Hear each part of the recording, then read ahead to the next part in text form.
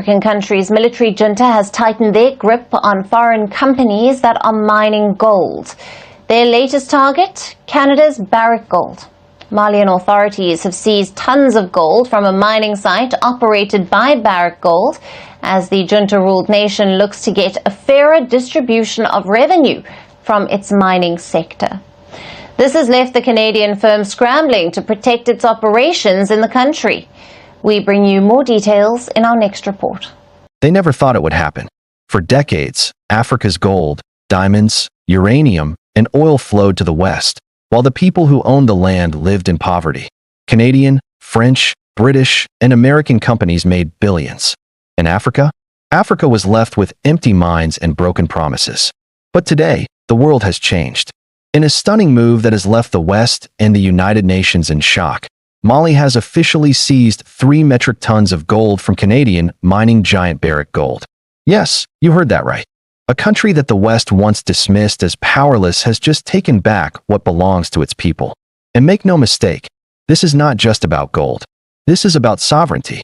It is about Africa finally standing up and saying, enough is enough. Stay with me, because the story you're about to hear is bigger than Mali. It's about the future of Africa, the collapse of Western dominance, and the rise of a continent ready to reclaim its destiny.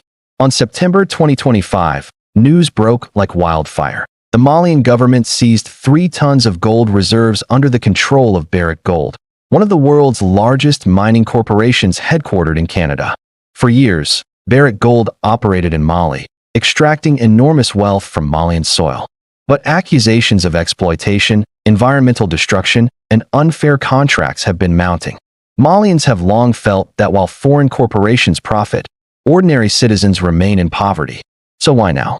According to insiders, the Malian government declared that Barrick Gold was illegally profiting from Mali's resources without fair compensation to the state or people. Officials announced that the gold would be nationalized, placed under Malian control, and used for the nation's development instead of being shipped abroad. Western governments and the UN immediately voiced concern. Canadian diplomats demanded explanations. International investors panicked. But in Mali, the people celebrated. Social media exploded with joy. Mali has finally stood up to the colonizers. And that's exactly what this is, a direct confrontation with the centuries-old system of resource exploitation. Gold is not just a shiny metal. It is power, economic lifeline. Gold reserves back up currencies and stabilize economies. By seizing 3 tons, Mali strengthens its own financial independence. Symbol of sovereignty, controlling gold means controlling wealth. No longer begging for loans from the IMF, Mali is telling the world, we have our own assets. Global leverage. In a time of inflation, currency wars, and economic collapse, gold is more valuable than ever. Whoever controls it controls bargaining power on the world stage. And here's the deeper truth.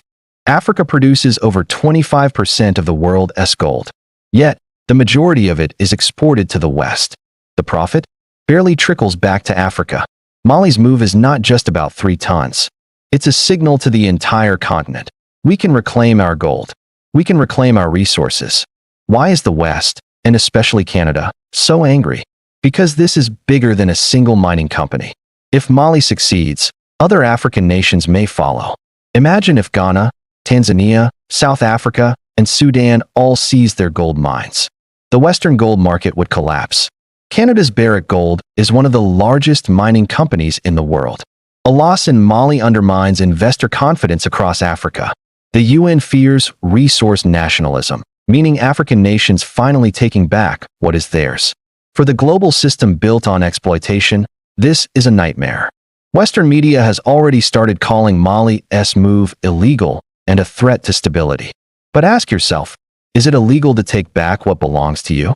The truth is, Western powers have built their wealth on Africa's resources. And now, Africa is waking up. Mali is not alone. Burkina Faso, under Captain Ibrahim Traoré, has already expelled French troops and taken steps to reclaim resources. Niger is pushing back against uranium exploitation by France. Zimbabwe and Tanzania have implemented laws banning raw mineral exports, demanding processing inside Africa. This is a wave, a Pan-African wave of sovereignty. For decades, Leaders like Kwame Nkrumah and Thomas Sankara warned that Africa must control its resources to truly be free. They were silenced. But now, their ideas are alive again in the Sahel. Mali's gold seizure is not an isolated act. It is part of a larger revolution. The world is watching. Canada and the UN may try sanctions.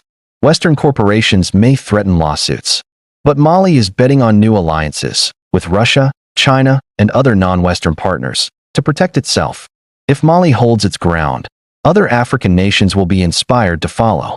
Imagine a future where Africa no longer exports raw gold cheaply, but refines and sells it at full value. Imagine a continent that funds its own schools, hospitals, and infrastructure with its own wealth. That is the dream Mali just ignited. And make no mistake, the West is terrified. This story is not just about 3 tons of gold. It is about centuries of injustice finally being challenged. For too long, Africa has been treated like a treasure chest for the world. But now, Mali is sending a clear message. The age of exploitation is ending. The question is, who's next? Will Ghana, Nigeria, or Congo follow Mali's example? Will the West continue to resist? Or are we witnessing the beginning of a new Africa? One that no longer asks permission, but takes back what is rightfully its own. Whatever happens, history has been made. Mali has taken back its gold, and the shockwaves are only just beginning.